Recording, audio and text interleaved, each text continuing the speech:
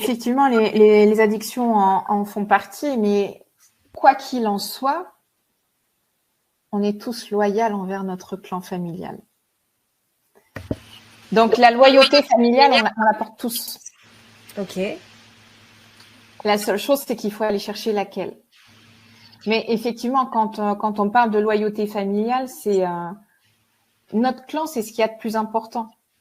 L'homme, il est là pour donner la vie. Et donc, forcément, on va être loyal envers notre père, envers notre mère. Et on n'en a pas conscience.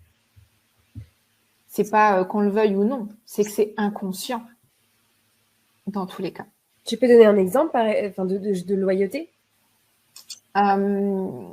Tu parlais de l'addiction. Effectivement, on peut se retrouver avec soi-même un penchant, par exemple, pour l'alcool, une situation qui va déclencher quelque chose, ou parce qu'il y a toujours un mal-être, le refus d'incarnation peut réveiller quelque chose en addiction, comme on en a parlé tout à l'heure.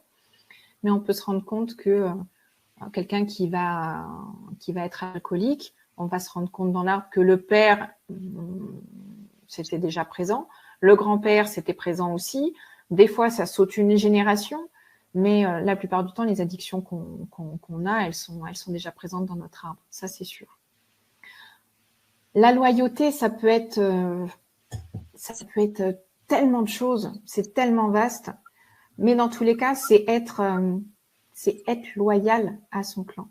C'est-à-dire qu'on va continuer de perpétuer quelque chose, qu'on va continuer de transmettre à nos descendants, jusqu'à ce que quelqu'un s'éveille et se dise « Ok, je vais travailler sur mon arbre parce que ça fait partie de ma mission. » Est-ce que, par exemple, les tempéraments colériques, ça peut être une loyauté?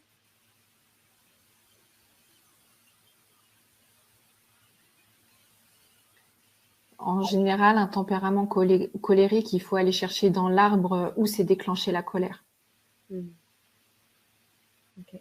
La loyauté, pour moi, si tu veux, c'est la notion de je m'incarne, je vais répéter les choses de façon inconsciente parce que le but, c'est de ne pas trahir mon clan.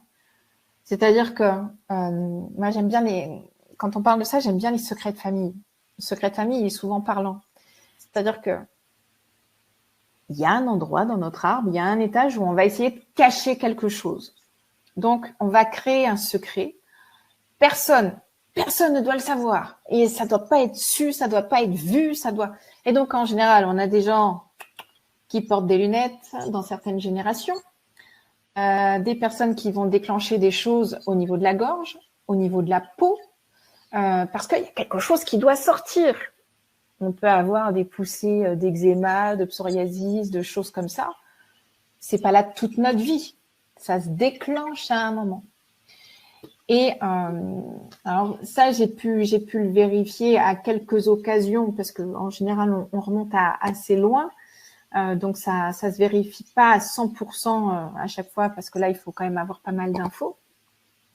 Mais dès qu'il y a un secret de famille, le but, c'est justement, on ne doit pas révéler ça. On ne doit pas le mettre en lumière. C'est un secret de famille. Ça porte son nom, c'est un secret de famille. Il faut vraiment que ce soit tu. J'ai vu une petite pépite. Les personnes qui s'appellent Thérèse, les Thérèse doivent se taire. Elles ne doivent pas révéler des secrets qui sont cachés, qui ne doivent pas être vus. Il y a plein de choses comme ça et on va se rendre compte que justement, à l'étage où se situe le secret, il va y avoir des choses qui vont se transmettre, et on va se retrouver avec des personnes qui portent des lunettes, avec des personnes qui font des poussées d'eczéma, d'urticaire à un moment donné dans leur vie.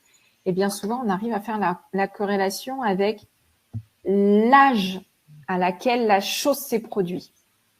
Pourquoi j'ai une poussée d'eczéma qui m'arrive à 42 ans? Parce qu'on a un ancêtre à 42 ans qui a fait une connerie phénoménale et on ne veut pas que ça se sache. Mais comme ça se transmet, inconsciemment, on ne doit pas trahir son clan. Sauf que justement, Le but, c'est de trahir le clan, c'est de mettre en lumière ce truc-là pour que ça s'arrête et que ça cesse et qu'on en finisse avec cette problématique. Ok. Ouais, c'est super clair comme ça. Ok.